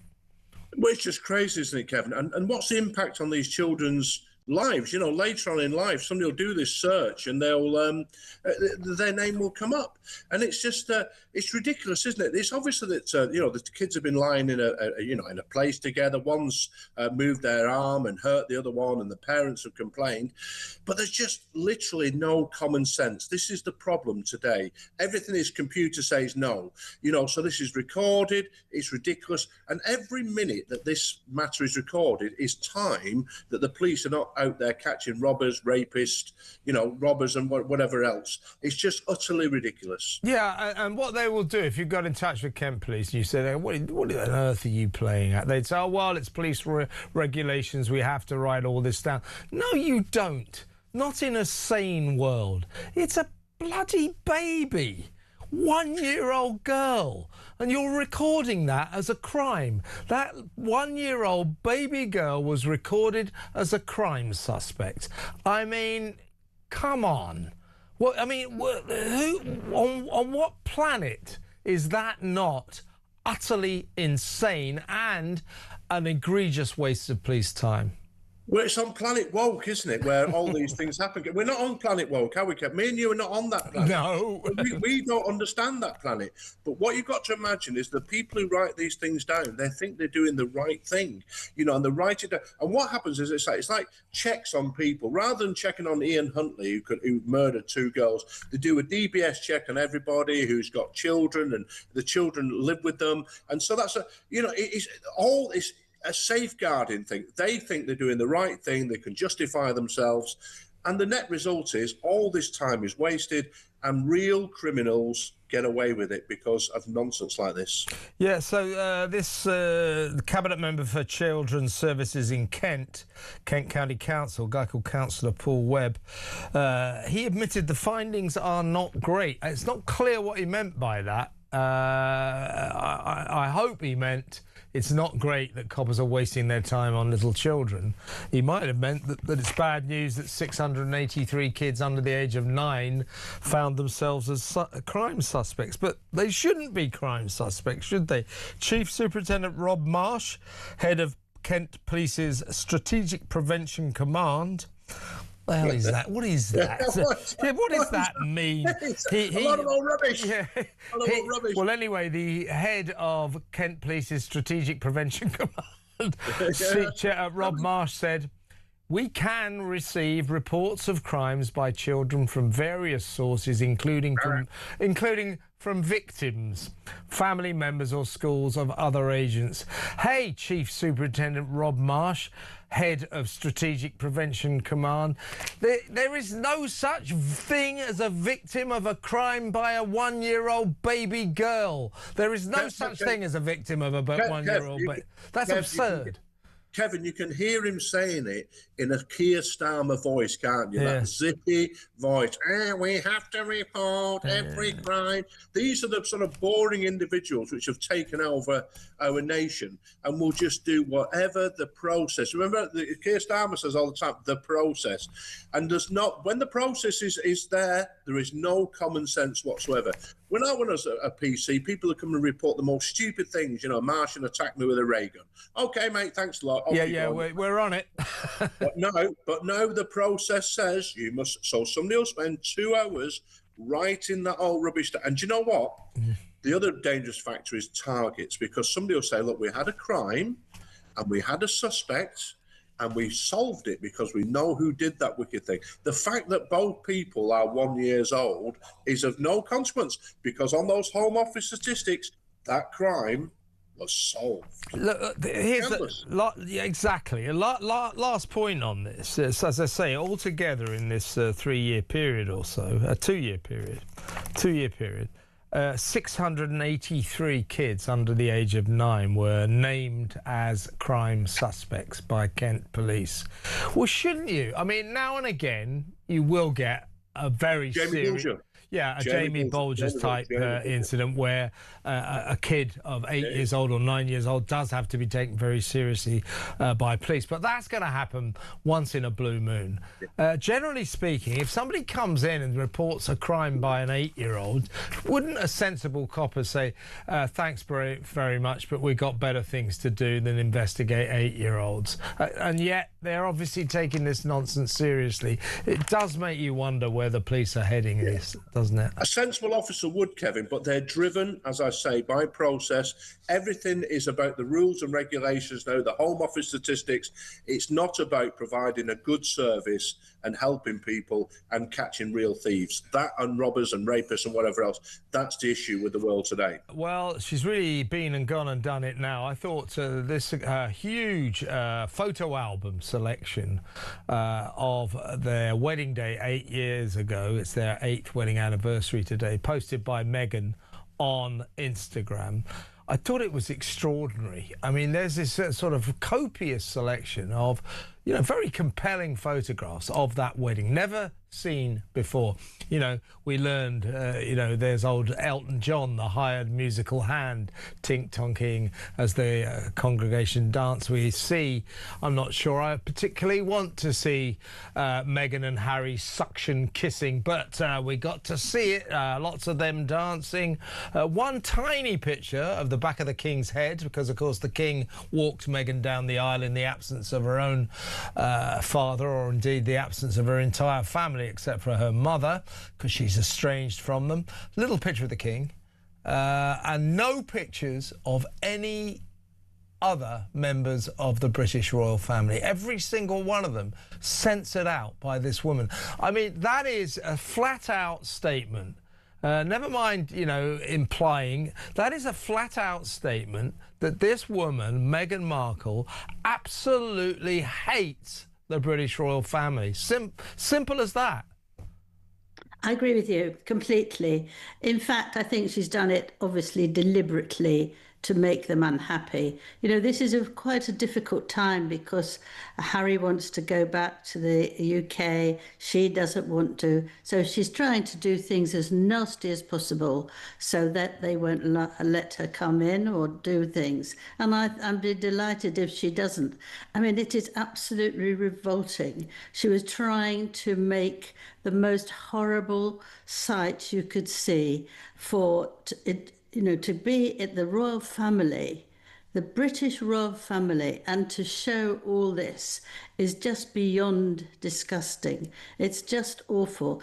Who was there? Lots of people were there, but they were only wanted to do it in a very vulgar way for everyone to see. It made me feel sick, honestly. I don't care what she does at home. I don't care what she feels about anything in her sexual life. But I think that you actually do behave when you're with such important people. She also said she'd had, you know, 7 terrible, horrible years. She didn't look as if she was doing a terrible, horrible year then. And now she's having it's the 8th year of her wedding, and now she's feeling it's wonderful and all that. The picture there is then of pink penguin. Yeah. That's what they had because penguins never let. They mate for life, don't they? Yeah, that's the idea. But she does. She's not mating for him. She's horrible to her husband. You have to think about that. She might be kissing him in all sorts of ways that make you feel quite ill. Yeah. But you don't actually. She's not looking after him, is she? She's turned him into a very sort of sad man who follows what she does. He's just a pawn in her game. But as I say, to post all of these pictures from that very special day, it was a fantastic day that promised so much. The whole nation, the whole world was absolutely uplifted by this amazing occasion. You'll remember how fantastic the weather was. Even the sun came out to play, as it were, on that day. I was a commentator, one of the commentators, so I know all about it. But she now, as soon as it was finished, she said that she didn't want that sort of wedding. It was a horrible wedding. It was just too much. It wasn't very nice. She wanted to have a tiny little wedding so it would really be sincere. So she could spoil it, but something cost £33 million, and she chucked it out of her mind. And but what I think she's laid bare now is that it looks to me like the driving force in her life is jealousy of particularly the Princess of Wales, Catherine and William, and a sort of hatred of all of her husband's family, her in-laws. She despises them, and to cut them out, every single one of them, plus, as you say, the other VIP guests there, it's just extraordinary, isn't it? Extraordinary thing to do. Yes, but she doesn't let her own family in, don't forget. She only had her mother. Yeah. She likes to kill. She likes to destroy. That's what she's doing. And what annoyed me to the same time that this was going ahead was little Lilliput. And I couldn't bear that either because she wanted to show off. Just before we saw the pictures, she wanted to show off, Mummy is so lovely. And this little kid was sitting down with something wrong with her foot, but I couldn't judge what it was, and she had to watch her mother. As we know, she is not allowed to turn around so that we see her. So she was just there with her mother sort of standing there, look at me, I'm just so wonderful. And you want to be sick. Yeah, you really do. And before she posted all these pictures, she flew suddenly to Switzerland to make a speech about online harm.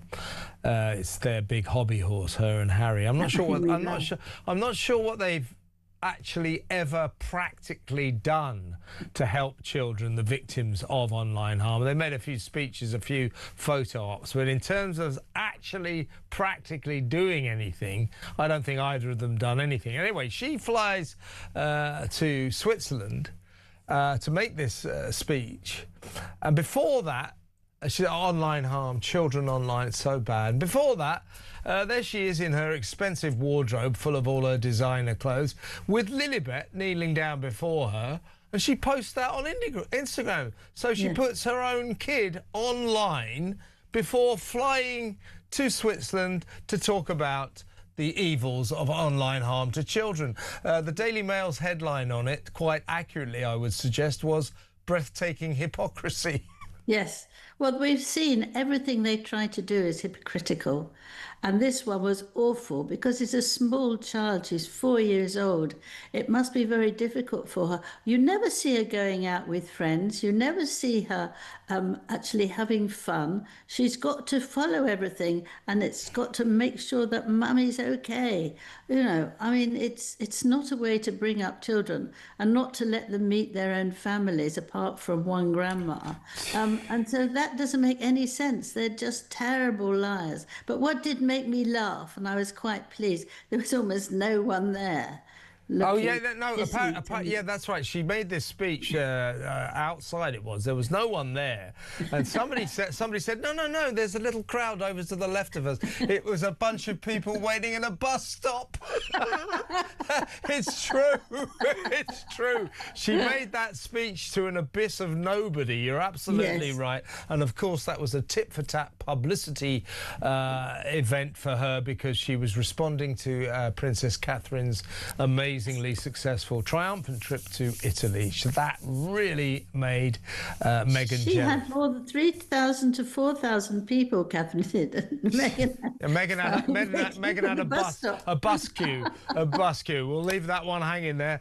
Labour, their answer to everything is tax the rich, isn't it? So West Streeting, first of all, starts saying that Labour in the fight of their lives against nationalism, the horror of nationalism. Nationalism means a love of one's own country, a belief in the sovereignty of your borders, and an affection for the cultural traditions of your nation. Quite why Wes wants to fight nationalism, it's a bit of a mystery, really. But what he did include also in his resignation speech yesterday in the Commons was the tired old Labour claptrap, let's tax the rich. He wants a wealth tax. So does Andy Burnham. They all want wealth taxes. Why do they think that's the only solution?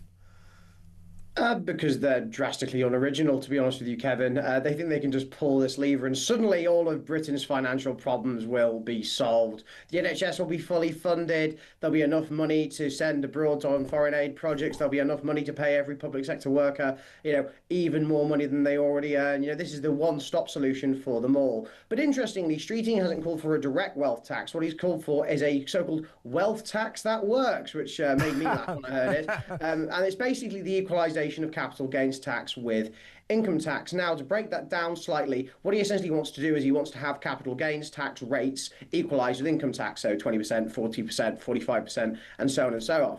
But with the HMRC, His Majesty's Revenue and Customs actually came out with a report that said a plan like that would actually cost the Treasury money, and actually would cost, possibly, if they went for the upper rate, would cost the Treasury over £7 billion, £7 billion gone down the drain, gone away, which the Treasury would not have if this was implemented. So often with these schemes, Kevin, like with lots of tax and spend schemes, they basically end up costing more than they actually bring in, which is no surprise to me. But a lot of these Labour backbenchers, like you said earlier, don't have an original idea in their brains and just repeat the same old tropes again and again and again. Well, taxing the rich, I don't think, from Labour's point of view, is usually about, bringing in vast amounts of revenue.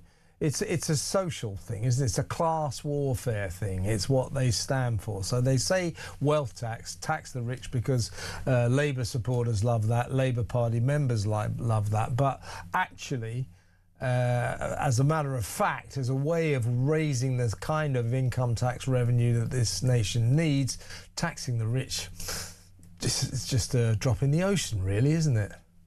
Yeah, it is a drop in the ocean. Like the wealth tax proposals proposed by people like patriotic millionaires and even some Labour backbenchers have argued that a wealth tax, a proper wealth tax on assets, would raise about £20–25 billion every single year. Now, let's be honest, that's not going to raise that amount of money because lots of rich people will just essentially leave the country, as they already are doing, Kevin. But even if let's take it as true that it will raise £25 billion a year, that barely scratches the size of our welfare bill, that barely scratches the side of our immigration bill, that barely scratches the side of our debt interest bill, which is over £110 billion a year at this point. So basically, their one solution to all of the country's problems isn't even going to raise the money needed to solve all the country's problems. And to go back to the point earlier about wealth taxes more broadly being ideological, I completely agree. I think they are ideological. And it's interesting when you present the statistics to these people, and they don't like it when I do that, but nevertheless, I'll do it anyway. They basically will move the goalpost. They'll say, well, this is not about raising money. This is about reducing inequality. And my response to that, Kevin, is, yeah, you will reduce inequality because basically all you're going to have left in this country is people on lower and middle incomes and nobody on a higher income. So ta-da, you've reduced inequality, and yet what you're going to have to do, because the tax base will be even smaller, of course, people in the top 1% pay a disproportionately high rate of tax than other groups. Basically, what that would mean that lower and middle classes and working classes would have to pick more of the tax bill up. And I ask any Labour MP, ask any MP and any person generally, how on earth is it fair that middle income and working class people should pick up more of a tax bill because you've scared off the rich? Yeah, and when they say, oh, it's actually about creating more equality, getting rid of inequality, that's when the mask slips, isn't it? You know, this is a class warfare thing, you know, go for the rich, go for the poshies. It's socialism at work. It isn't about raising revenue. It's about fighting their socialist causes, a hatred of those who do well, those who are rich, those who are wealthy. That's what it's about, isn't it? Yeah, completely. And I think that this mindset has actually been embedded in our country for quite a long time, and it's high time we stop doing it. Basically, in this country, you know, this doesn't just apply to politicians, this applies to lots of people. When they see someone who has done well, you know, they're successful, they might even be properly wealthy, they immediately think, that person has cheated the system in some way. That person has found opportunities and found things that I haven't, and therefore they must be a bad person, and therefore the government must intervene and squeeze them for every last penny they have because I deserve some of it. I think that is an incredibly toxic and indeed anti-growth, anti-wealth mentality which this country has, not just under the Labour Party, but indeed under the last Conservative government as well. And I think if you want a prosperous, growing economy, if you want decently funded public services, if you want a country where, you know, aspiration and opportunity is rewarded and encouraged, a wealth tax is the completely wrong way to go about that. But like I said earlier, Kevin, you try explaining this to people like Streeting and other backbench Labour MPs and Green MPs and the like. They don't care because ultimately for them, it's an ideological end goal that makes them feel good and makes their base like them even more. Exactly. Yesterday, I did a story about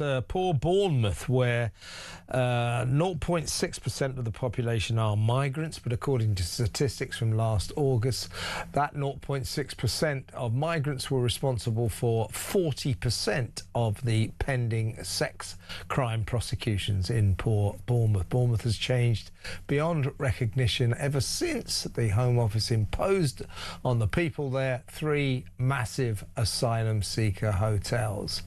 Let's talk to a man. He responded. He saw my report and said, you're absolutely right. Well, let's find out in person what he thinks. Councillor Cameron Adams, Reform UK councillor down in Bournemouth. Welcome, Cameron. Hi, Kevin. I hope you can hear me better this time. That's much better. Now, you heard me recap there.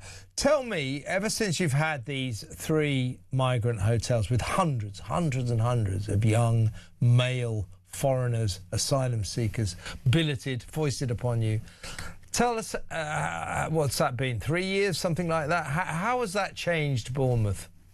Well, yeah, it's been around 3 years. And I mean, you speak to almost anyone now and they're afraid to go into the town centre. I mean, I'm quite young and I can look after myself, but I can count on one hand the number of times I've been there outside of absolute necessity. I've got friends who've been sexually harassed, even assaulted, and not gone to the police because they didn't want to cause a fuss. It's just absolutely heartbreaking to see the town that I grew up in just go into the gutter, really. And it's it's not the only reason, but it's a massive part of it.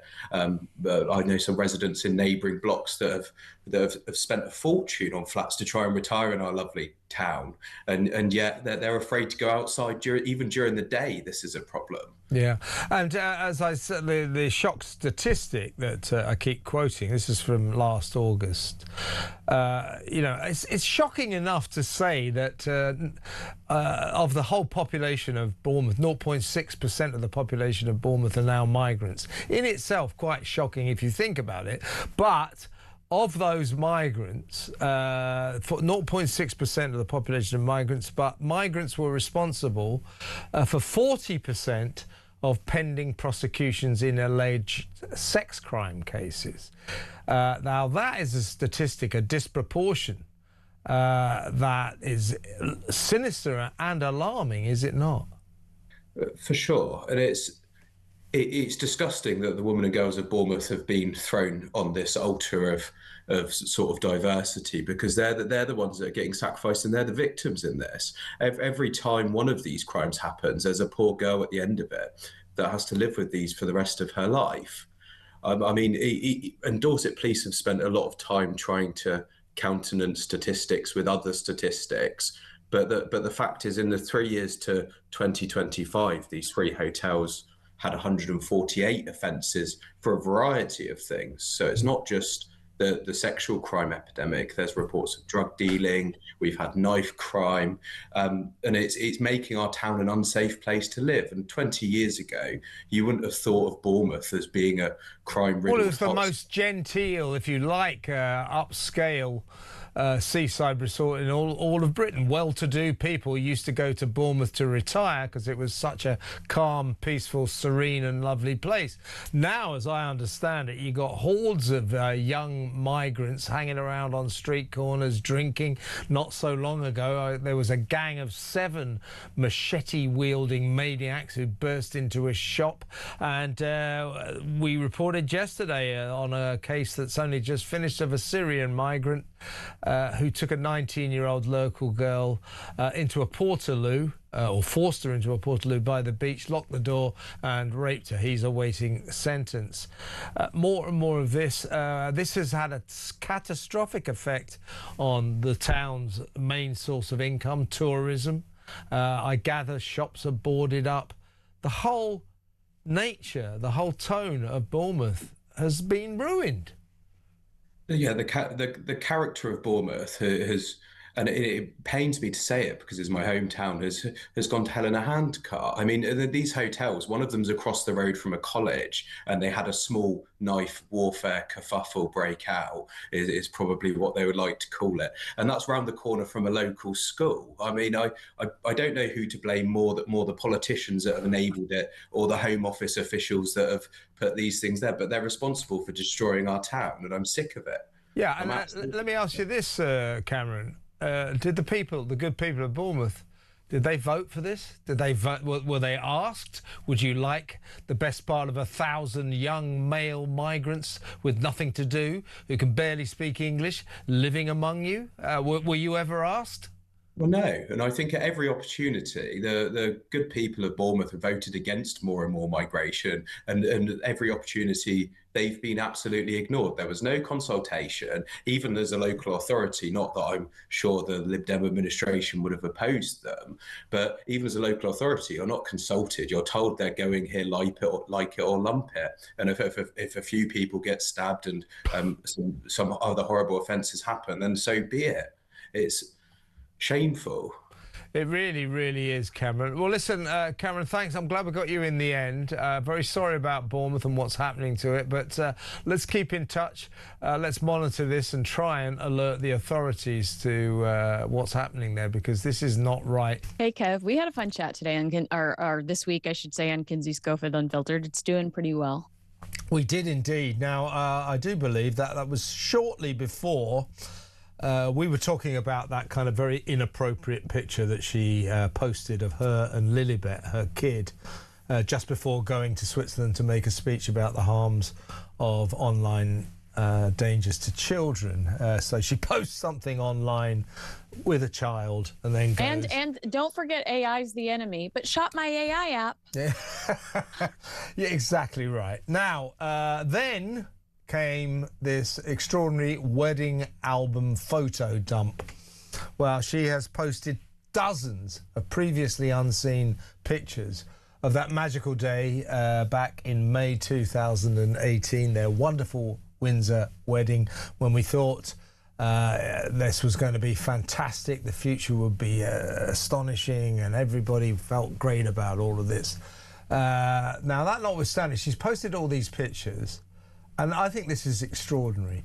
She has censored the royal family from it. It's as if the royal family weren't there. The best man, William, has become the invisible man. He's not in any of Meghan's pictures, nor is Catherine, the Princess of Wales, nor is the late Queen Elizabeth or the late Prince Philip, Anne, Edward, you name it, they're not there, nor are any of the galaxy of stars who went there as well, who attended that wedding.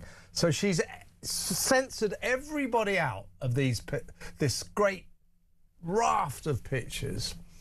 And it's just her, mainly her, and a little bit of Harry. Now, that strikes me as a really, really unpleasant thing to do. It comes across a lot of people saying, well, that is a declaration of open war. This is Meghan's hatred of the royal family spewing out because she can't even bear to post pictures of her in-laws, Harry's relatives, on Instagram. Bizarre, I think. The active word to me was the racism allegations, but, you know, I digress. I mean, let's be honest. Meghan wouldn't allow cell phones or photos taken at her wedding to Trevor Ingleson. And when her dad showed up with his camcorder, her first husband, her first husband, with his camcorder, with his camera, so proud to celebrate the wedding he helped pay for in Jamaica. Meghan made him go through those videos and photos and delete them. She wanted there to be no proof of that day with Trevor. I mean, if I'm Trevor's family, I'm caught off guard by that demand. Why are you so early in our marriage being so secretive about what's supposed to be the most important day of our lives, the wedding day? So for Meghan to try to rewrite history in this scenario as well, I'm not surprised by it. This is par for the course when it comes to Meghan Markle. She tries to paint things in a completely different light than reality. The reality is you were in the position you were in that day, and you got your dream wedding at Windsor at St. George's Chapel because of these same people you've alienated over the last few years. Do you think 20 years ago a son of a future king could marry a divorced American? No. They allowed Princess Margaret didn't get to marry the person she wanted to marry, but here is Prince Harry getting to marry this actress who's been seen doing sexual things in some of the movies and television shows that she has acted in, which, you know, the royal family would be appalled by. You know, that everybody freaks out over the fact that she's biracial. I don't think that had any, I don't think the royal family cared about that at all, except thinking that was a wonderful addition to the family. I don't think that there was any question as to whether she could marry into the family due to that. But she was a divorced American actress, which is very unappealing to British culture. And, you know, and so it certainly is now. It certainly is now. Right? Yeah. And so the fact that the royal family welcomed her with open arms was a huge, huge deal. And she's trying to pretend as if they are not the reason that she has the platform she has. It's delusional. She would still be the girl from Suits if it weren't for Harry and his family. And yeah, just let's have a look. I mean, you're right. That's what struck me. I mean, the royal family, the king and the then Queen, Prince Philip, the then Prince Charles, now King, they went out of their way to make her feel welcome. You saw the King walking, or Prince Charles as he was then, walking Meghan down the aisle. He stepped in because, of course, Meghan didn't want her down market, her own family there, because she's a bit of a snob. She's a social mountaineer, I think, and you know, she doesn't like the reality of a blue-collar background. That would be my interpretation. That notwithstanding, I looked at the pictures of Harry, right, of her dancing with Harry, her suction kissing him, and I tell you what, he just looked like a little rag doll in her arms. You know, she clearly was director of operations on that day, and you could almost see from those pictures this poor, innocent ginger guy, a lamb to the slaughter, being sucked into Meghan's master plan because she can't really get globally famous or become a billionaire being on Suits. So the next best thing is to marry into the royal family. It looks as if it was all part of a plan. Well, I think that's a no-brainer. And also, she was being written out of Suits when she met Prince Harry. They, you know, her character was limited, and she had also proven allegedly to be difficult on set, saying, "Why do I have to be dressed this way? Why can't I be dressed this way?" Going to another co-worker and having him champion for her to get private security and a private car to drive her to the studio, even though she was 6 on the call sheet. So she was on her way out of Suits and heading into her 40s, which I can talk about because I'm in my 40s, but you know, they treat you like your expired milk in your 40s. She was moving on to minivan mom roles. So she was very limited in what she could do next after Suits. Harry, she hit the jackpot. And we might have had this conversation before, so I apologize if I'm repeating myself, but I do think she approached him from a maternal standpoint, mothered him in a way. And some of the friction that we read about today is due to the fact that she has turned that attention onto their children, which naturally happens. And he no longer feels that warmth, that safety that she initially potentially manipulatively provided him, knowing that he'd lost his mother in such a traumatic way, because that energy is now focused on not only her children, but you know, building these multiple brands that she's building in an attempt to desperately prove that she is a female entrepreneur, when the reality is you married well. You married well. Yeah, and that's all that happened for you.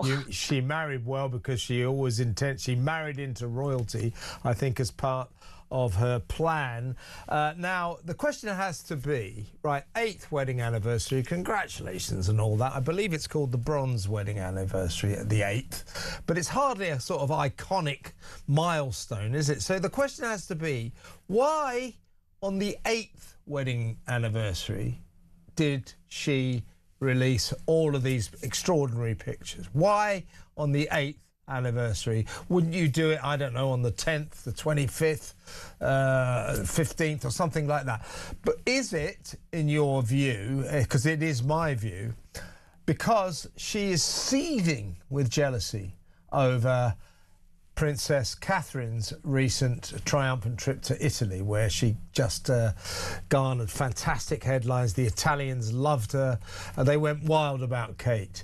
And then suddenly, all of a sudden, Meghan dumps all of these pictures to mark the not particularly special 8th anniversary. I think it was to get the headlines back, to get the publicity back from her hated rival, the Princess of Wales. Your thoughts? I mean, I always think that that's in the back of her head, but Kev, this has not been a good year for the Sussexes. Prince Harry's been sued by Senabale. The Invictus Games have lost some incredible leadership recently, and attitude reflects leadership. So if people are falling off, you know, from the top, imagine what's going on at the bottom. Boeing, according to Paula Froelich, has pulled out as a sponsor. That's an incredible, huge sponsor of the Invictus Games. Let's see what else. We're asking, where's her podcast? What happened to Confessions of a Female Founder?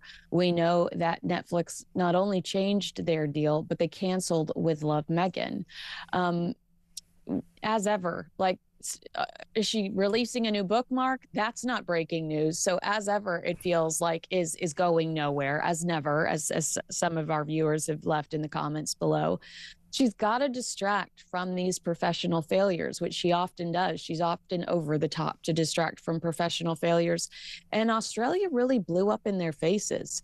I guess she really thought you can go embrace children with cancer and also try to shill the T-shirt you're wearing on an AI app, and that nobody's going to bat an eye and not think, hey, that's exploiting these children that might not be here in a few years, and that's wrong. Yeah. I mean, embracing the Bondi Beach victims, buy my outfit. Yeah. It's going to so see vile. victims of the Bondi Beach massacre and basically using it as a modelling session to sell clothes. It was a catwalk. Yeah, that's right. That's right.